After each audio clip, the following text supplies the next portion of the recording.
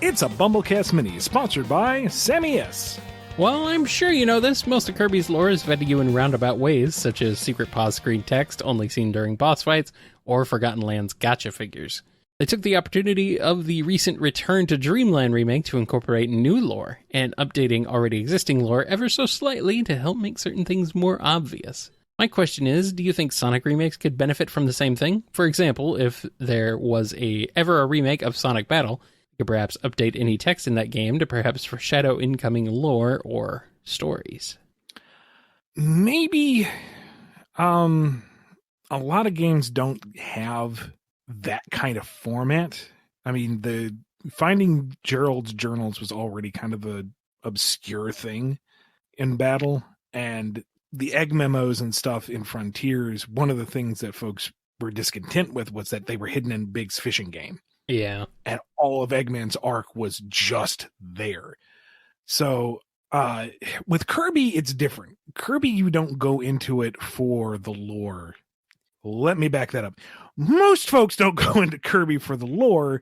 They go into it for the fun gameplay and the bright atmosphere and the expectation of the nightmare fuel boss and just a general good time. And then if you want to dig, then you get the lore. Those are the folks who go into the pause menus, the ones who get all the gotcha stuff. It's there if you want to go digging, but it's part of the Kirby format it's very surface level. All the confrontations, all the interactions, all the immediate story is very surface level, and the deeper lore is just deep. And that's fine. That's great for Kirby. It allows the surface level to be that bright, happy, goofy stuff with the occasional bits of what?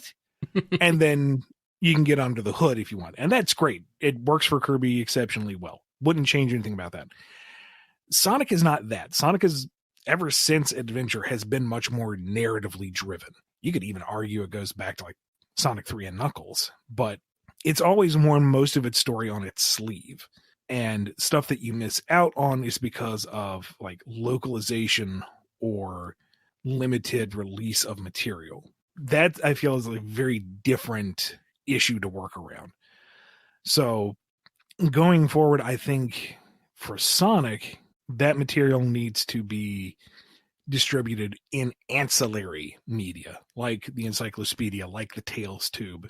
And going forward in future games, hopefully it will be more readily accessible and that the more pertinent information is immediately delivered and that the deeper lore stuff can be found, but you have to dig a little bit for it. Like my intention with those offhand lines that Sonic has when he's running around would be that he makes commentary if you're exploring and really savoring the world and drinking it in. I wasn't expecting it to come to a hard stop and say, hey, that waterfall reminds me of Mystic Ruins. It's like, no, if you just happen to coast by there, you would get that kind of commentary. But, that's ultimately not up to me to control. And, I think all of Frontiers was a learning experience for everyone involved. So if the opportunity comes around again, maybe we can be a little more orchestrated in our efforts. Luckily, modders have helped alleviate that issue. There's way to make it so the game does not hard stop you anymore for that, which helps, honestly. But yeah, definitely something you might want to try again in a different way next time. How big are you two on the Kirby remix events that HAL puts out a lot? In case you don't know, Kirby music gets remixed a lot in various ways. There's, of course, the remixes in the actual games, but what I'm talking about is the music events that happen outside. Which ones are your favorite? If you guys haven't, I really can't recommend all of these music events enough because they're pretty much the embodiment of what makes Kirby music so damn good. There's official events? Question mark? Yeah. Yeah, I mean, I know there's like a lot of albums put out and stuff, but I had no idea there were like events or anything to go along with it. See, I expected you to be like, oh yeah, this is the thing, because you're much more into the video game music scene than I am. I mean, like a lot of the Japanese stuff is not on my radar nearly as much as often. Like I know about the Splatoon shows and stuff, but the Kirby stuff has completely passed me by. So I'm going to have to look into this. I am interested. I'm very interested. I love me some Kirby music, obviously. So, yeah, I'm going to have to check this out. I demand to know why Cream wasn't invited to Amy's birthday party in the murder of Sonic the Hedgehog. I better not hear this. She's too young for a murder mystery nonsense. That rabbit lived through an alien invasion and she'd be fine. Here, child, you lived through this trauma. Let's reenact it for funsies. Let's have another trauma. That's fine. It's not a solid argument, but I know this is Sonic. Trauma is like non-existent. Yeah, trauma doesn't last. Oh, the planet blew up? It was a Tuesday. I imagine that the out-of-universe reason is there were only so many characters and so much budget that they could allow for. Beyond that, I don't know. I think what we've said in the past is Vanilla didn't want a party involved in a party that revolved around murder, even if it's for funsies amongst friends. Beyond that, I got nothing. I don't like it. Put Cream in there. Let Cream do a murder. Look, Charmy wasn't there either. Maybe Vanilla hosted a play date between Charmy and Cream, so they didn't feel left out. There you go. They hosted their own murder party. Honey the cat is a very strange character, mainly because she isn't a character. She's had one single appearance in Sonic the Fighters, and even then she didn't actually appear as a playable character until the 2012 port of the game. This gives Honey lots of potential for you to create from the ground up. Is there current discussions about bringing Honey into official media again, more than just cameos and art? And do you have your own ideas of what you want out of Honey in Sonic, whether it's in classic IDW comics or classic games? The Encyclopedia already established she's a fashion designer, which I assume you snuck that in from Archie. So I think that it'd be really cool if... Wait, that's a fan idea. I'll stop here. Now, to be clear, I didn't sneak that in. That was established as far as I knew, and I didn't receive a note on it. So I'm guessing it's okay. Honey is a particular problem because she's not wholly her own character. She is a direct reference, parody, homage, whatever, to Candy from Fighting Vipers. Yep. And therein lies some legal stuff. Which is weird. You'd think they would be the same because they're owned by the same company, but rights issues are weird like that. So yeah. Case in point, very recently in the IDW books, we had like a small cameo of La and the other ghosts in Spagonia. And I tossed that in there as can we maybe do that? Because they showed up in the Werehog animated short. Turns out those are Marza properties specifically. Yeah. Even though I'm pretty sure Sega owns Marza, it's still some weird division, so we had to get special permission. And kudos to the folks at Sega and Marza for, navigating all that and getting the green light just for this little cameo for funsies. They made a fun thing happen. I appreciate that. But just because everything is under one corporate umbrella does not necessarily mean that they can intermix freely. There was also a case where John Gray did a cover and had the characters playing a Dreamcast, and that caused a cascade of going up the chain to figure out what could be legally shown on the cover because it was some kind of trademark thing. Yeah. Like certain logos being able to be used or whatever over what was an innocuous little Easter egg type thing. So when I say, Honey may or may not be available, you would think it should be cut and dry. And personally, I think it should be cut and dry. Why is it this complicated? But it really isn't. It's surprising how much of a tangled rat's nest all these legalities are. So the cameos she's had up to this point, post Archie, I think are more of a case of not asking for permission, but asking for forgiveness if it happens to come up. I don't know. I haven't seen or heard of any notes one way or the other. But I right now, I don't know how viable she is. That's a question to be answered. If she does get the green light and she does get added in, basically I'd want to do what we did in the Archie books. A pugnacious fighter who is self-motivated, who really wants to promote her own brand, and she does that through beating other people up in fun, non-aggressive and problematic sort of ways. Mm-hmm. Yeah, copyright law is a tangled mess, and it sucks, and it needs to be completely gutted and revised, but that's a topic for a different episode. That's a topic for another video by someone else who's way more versed in this topic than we are. Metal Sonic. For the longest time, a lot of us have had the same complaints about Metal Sonic, that being he's just really lame now. He went from being Sonic's ultimate rival to just bad guy of the week, and that's mainly because Metal just gets beaten way too easily nowadays. This will probably come off more as a request than a question, but is it possible at all for Metal Sonic to get the same treatment? It's a shame that a character like Metal Sonic is meant to be this terrifying, overpowering menace, but ends up just feeling like the Sonic equivalent of a Koopaling. Oh. Agree to disagree, because I feel like a lot of the critique of this that I have seen are people missing the point entirely. Like, now, one of the things is Metal Sonic had this mystique of being the super cool rival to Sonic because he wasn't around.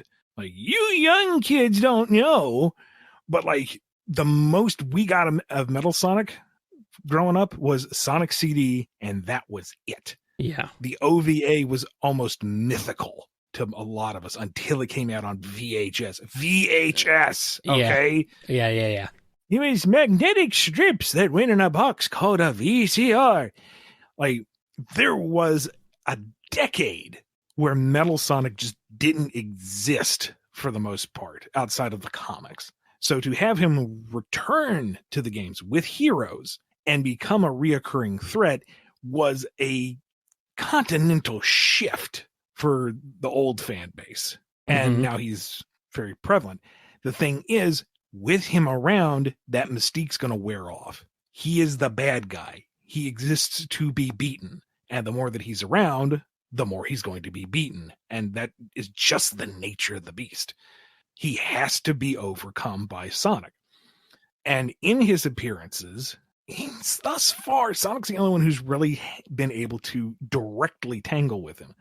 I know one that's come up a lot is the Surge and Metal Sonic fight. Metal Sonic got jobbed. No, he didn't. He went up against a person who was built from the ground up to go toe-to-toe with Sonic. And she still only came out on top because she teamed up with Kit, and Kit ambushed Metal Sonic. And they got in a cheap win. Yeah, Metal Sonic went down, but that's not the point. He nearly killed Surge. He had domination of that fight, despite the fact that Surge was built to be able to go toe-to-toe with him. Yes, Metal Sonic lost, but to say that that's all there is to that fight is to ignore everything else. In the recent Amy Rose special, and it's fairly frequent, so I'll try to be vague enough without spoiling too much, but she spends the entire thing running and hiding from him. And she doesn't really beat him so much as gets away, temporarily delays. Metal Sonic was a tour de force in that one. He was an omnipresent threat that no one could really handle, just deal with. So we could have Metal Sonic do more against other characters, I suppose, to show that Sonic is one of the select few that can hold their own. But to say that in general that Metal Sonic has not been treated as a threat, I don't buy it. He is always something that has to be taken seriously, and there always has to be a concentrated effort to subvert or defeat or delay or whatever. He can't just be brushed off. He is a threat. Oh, yeah. I mean, I agree with you. Like, he's never been shown to be kind of outright jobbed in any way. Not really. He's always been just a freaking he's a force of nature, really. In the same way Sonic is when he wants to be. And don't put him on too high of a pedestal, because his very first appearance, he lost to a wall. So True. And I think even Shadow couldn't beat him. So in my last mini, I asked about Sonic's house and mentioned Sonic Labyrinth as an example of Sonic having a house, and you, Mr. Flynn, said, well, first off, Sonic Labyrinth isn't canon, so ha! Oh, how I laughed. Now that Sonic Labyrinth is canon, and by extension his house, where is his house? How long has it been since the man stepped foot in that house? How long has Styx been tied up and gagged in that house? Did Sonic put her there because he feared the truth? Metal Sonic blew up his house. There you go. He's a threat again. Reminder, BumbleKast is not canon to Sonic the Hedgehog.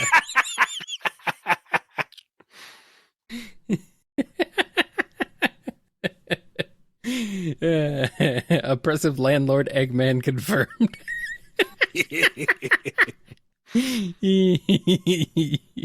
Wait, I'm getting evicted? In a manner of speaking. Stop moving and I will evict you from life. Sonic Schoolhouse, the sequel.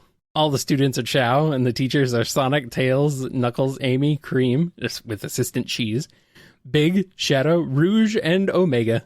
Who teaches what? How does it go? How long does it take for Omega to finally lead these flesh babies down a peaceful path of destruction and fire? And are the Chaotix the lunch staff or the janitors? Why not both? Let's see.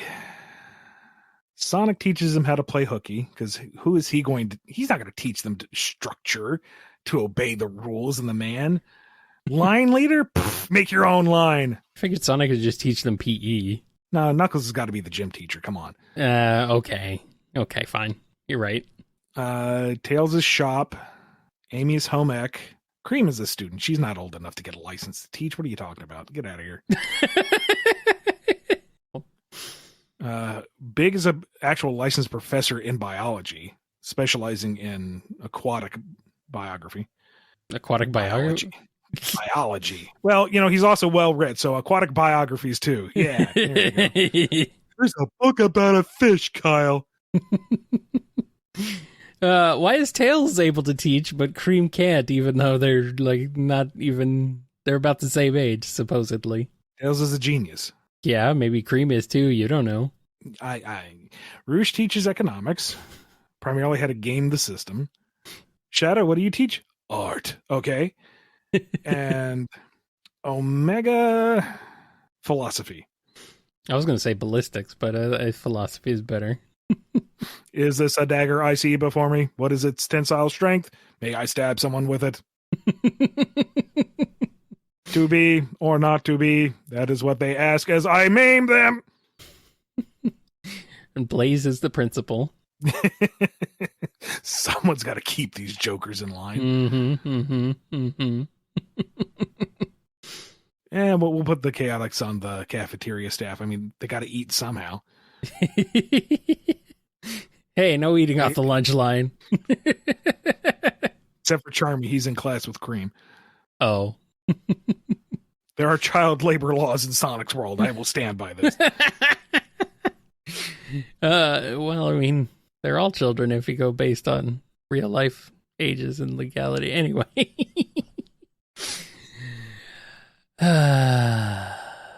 Meanwhile, they're violating all those rules by hiring Tails. Well, see, Tails teamed up with Rouge, who taught him how to game the system, so he's fine. Okay. Is Eggman there? He runs the rival school. He's principal there. Oh, no. Eggman University with the Babylon Rogues and Infinite and Metal Sonic. Shadow as well somehow. And Shadow has two jobs. Wait. Shadow, what are you teaching at Eggman University? Art. Okay, fine. At least you're consistent. The only student is Sage. Which is really hilarious because she's already downloaded all the information off the internet. Exactly. Well, that's why Eggman created the university, to teach her what was real and what was just internet malarkey. Yeah, there we go.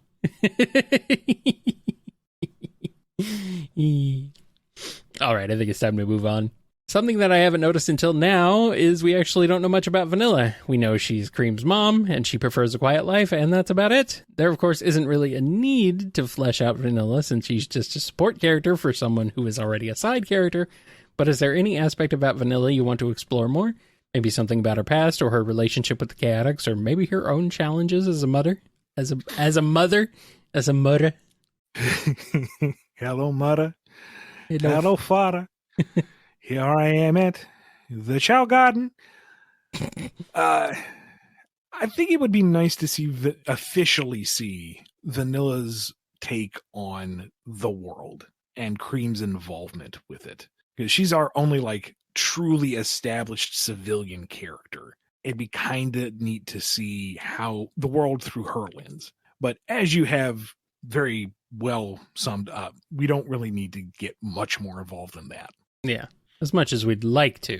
Because we want all our favorite characters to be given all the backstory, you know? We want to know everything about them. But we don't know that Vanilla is secretly the one who's in charge at Gun. And also the world heavyweight champion. Somehow. Even though she's not in that weight class. She's just that It's good. not your weight, it's how hard you punch. Yeah. Which Sonic character do you think Kirby would get along with the most? I think he and Cream and Cheese would pretty much become best friends, but I can also see Kirby really vibing with Big or Sonic. Bonus, how about vice versa? Kirby would get along with nigh upon anybody. He's just a chill dude who likes to eat and hang out and play games and have fun. He seems more generally childlike, so I see him gravitating more towards like Cream and Charmy, maybe. He'll sit down with a coloring book without a second thought. But yeah, Big, totally see him hanging out and falling asleep while fishing, and then, eating everything directly off the line. Him and Sonic chilling out under a palm tree, enjoying the summer days. Yeah, he'd be fine. Like, he's the type of capybara-esque chill with everyone creature that he could probably even take a nap next to Shadow, and Shadow wouldn't begrudge him. He'd be the only one who could get Shadow to be anything other than obnoxiously grumpy. Boyo. Yeah. What about vice versa, though? I mean, it is what it is. If Kirby gets along with everyone gets along with Kirby. I think they mean like about vice versa. Like, what if which Kirby character would Sonic get along with the most? I think is what they're asking.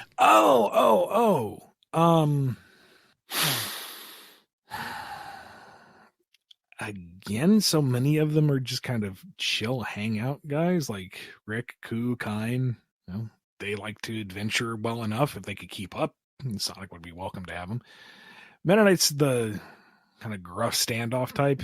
He wouldn't necessarily be palsy with Sonic, but Sonic is used to breaking down those barriers all the time. At most, he'll tease Meta Knight, and then, now they're besties, and Meta Knight isn't quite sure how that happened. Sonic knows exactly how to deal with people like Meta Knight. Yeah. Hello, Shadow 2. It's like you took Shadow's head off and just put legs underneath. And gave him a sword. Ends up giving Shadow a copy of the Meta Knight mask. What is this? Applicable. I mean, the only guy he wouldn't immediately get along with is Day-to-Day, and that's because Day-to-Day's a bit of a jerk. Even mellowed out as he is now, he's still kind of a selfish, self-important fella. So that's just the exact type that Sonic's going to go full Bugs Bunny on, and it will be hilarious. DDD did nothing wrong. How would you imagine Cream and Cheese would be introduced in the movies? I like to imagine it to be relatively similar to how X introduced her, by her being saved in the human world and sheltered in the human family's home. But I want to see if you think this is the best method or if there's a better way you'd like to see. I see that, or since they open up the concept so freely of the multiverse in the second film, and there was a bit in the first film, but the second film I really felt like it just kind of said, yep, there's worlds with animals in them. Deal with it. Have Sonic go to one of them and there is Cream. Like, shortest possible line. Very easy to establish. She's there with her mother. They have a Chow Garden. That's how it exists in that world. Sonic rolls with it. They're done. Easy enough. Have you ever tried writing a line referencing something from Sonic 06 and then remembering, oh yeah, they don't remember that, and have to change it? Also, if possible, could you name an example if you did run into a situation like this? Nope, because I try not to reference it. Which is funny coming from you, Mr. Reference Everything Man. Well, that and 06 resolved everything that it set out to do. The antagonists are snuffed out of existence. Nobody remembers the events as they transpired. The only real lingering thing is Silver's future and how that makes no bloody sense, but it is what it is. And now he's back from that future, safely planted in the present timeline, so we don't even have to reference that. Blaze is a strong enough character with her own setting that it doesn't need to be referencing 06. So 06 is a mess, and I don't need to touch it. So why touch it? My favorite movie franchise, Back from the Future. Bat fight, Meta Knight versus Rouge. Who's winning? The sword dancer who's defeated the greatest warrior in the galaxy, or the flying spy thief with plenty of cool tricks and gadgets up her sleeve? The location is aboard Meta Knight's halberd for no other reason than because it's cool. You are very right. It is very cool, and it is a good Smash Brothers stage. So, if we're, forgive me, we're getting into power level discussion here. If we're talking like the full kit Meta Knight has had across various games and the level of enemies that he is able to solo versus Rouge, I gotta give it to Meta Knight. Rouge isn't going to go down without a fight. Meta Knight's going to feel something in the morning, but just the sheer power that he can output, I don't think she can quite overcome that. No.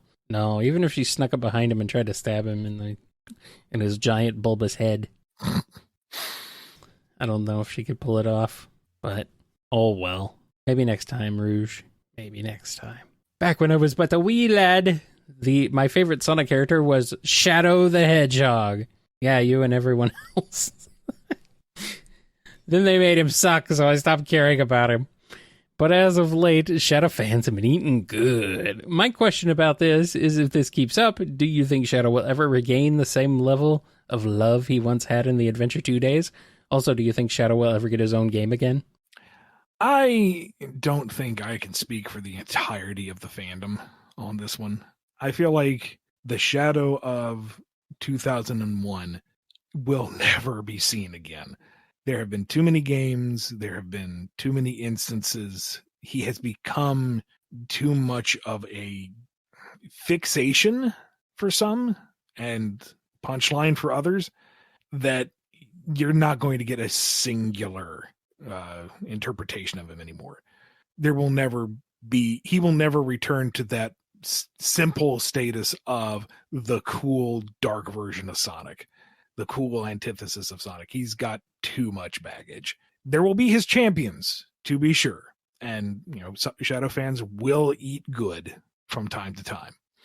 And then there will be those who are like, no, he was never good, and here's all the examples of how he's been bad ever since. So if you enjoy his character, I'm glad, and hopefully you will continue to find the stuff that's coming out to be to your tastes. And if you don't like Shadow, that's fine too. Let people enjoy what they like, and don't rain on their parades. As for getting his own game, I honestly don't know.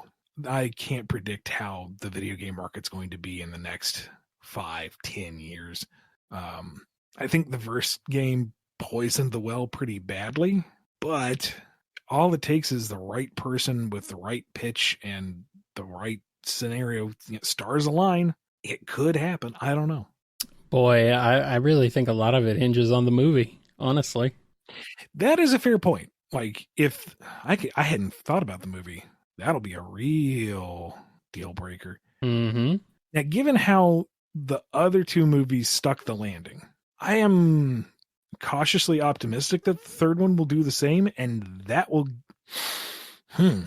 However they do Shadow may very well influence how things move ahead. I don't know.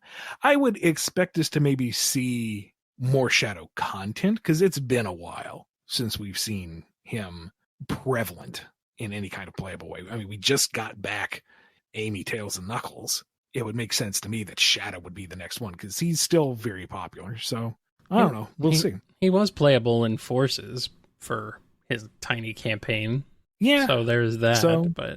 So I guess whatever comes next, maybe there will be a bit of Shadow in there. We'll see. Mm-hmm. All right. I'm really confused about Tikal Chaos, so I was hoping you could explain it so my smooth reptile brain can understand what exactly is going on with him.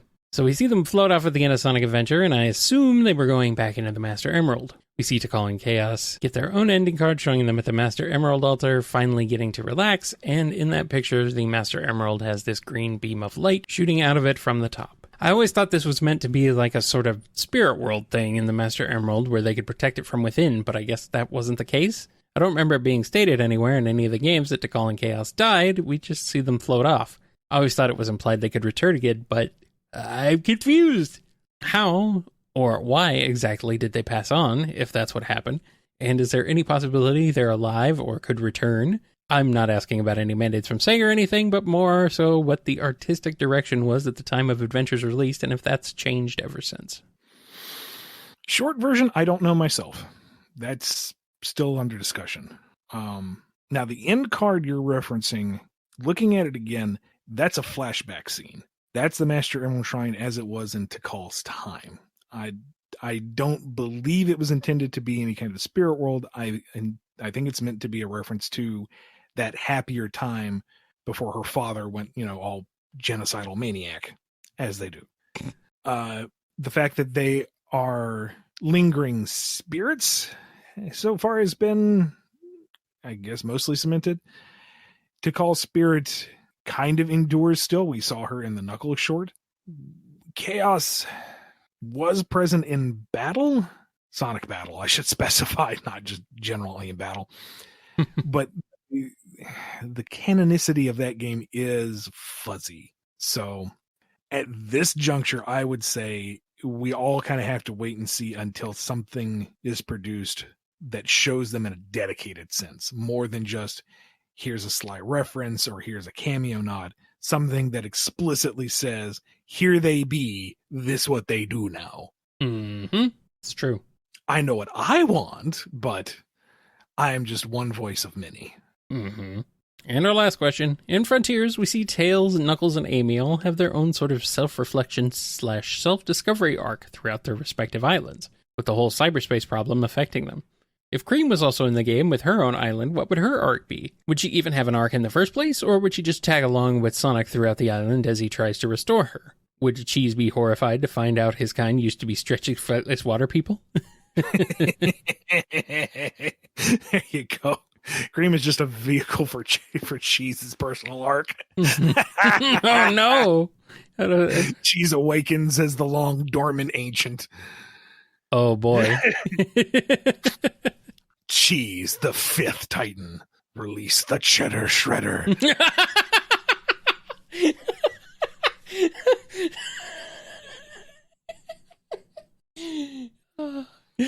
Thank you, Death Cheese. Please come back, Death Cheese. Instant Sonic, where are you? The hero we need and deserve. You got me good, Ian. You got me good. You know how to get me. Thing with Cream, so like with Tails and Amy specifically, a lot of their arc was born out of how their characters had been handled over the past 30 years. The arcs that they started to have and then didn't see through, the recharacterizations, the mischaracterizations.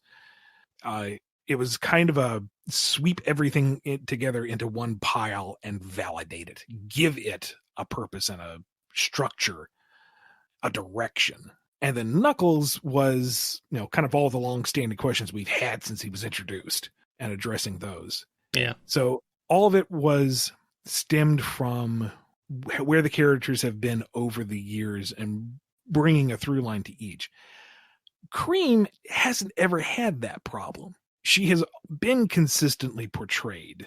Maybe there's a little bit of leeway here or there, but in comparison to the other three, she has always been the polite and stalwart companion. Young and fearful, but brave and capable. Always aspiring to do good and help others, but also still very young and needing help. She doesn't have that degree of inconsistency. And she doesn't really have anything to aspire towards as much as the others do. Like Tails is clearly chasing Sonic's level. That's been since Sonic 2. That's baked in. Amy finding that new direction and to be redefined as someone trying to share her love with the world. That gives her a new purpose and a new solidified goal that isn't all hinging on, I want the boy. Knuckles, who has been steadfast in, I must protect the Master Emerald, but has been exposed to this wide world of options, and now is considering, maybe I can pursue other things. Maybe I can have other wants.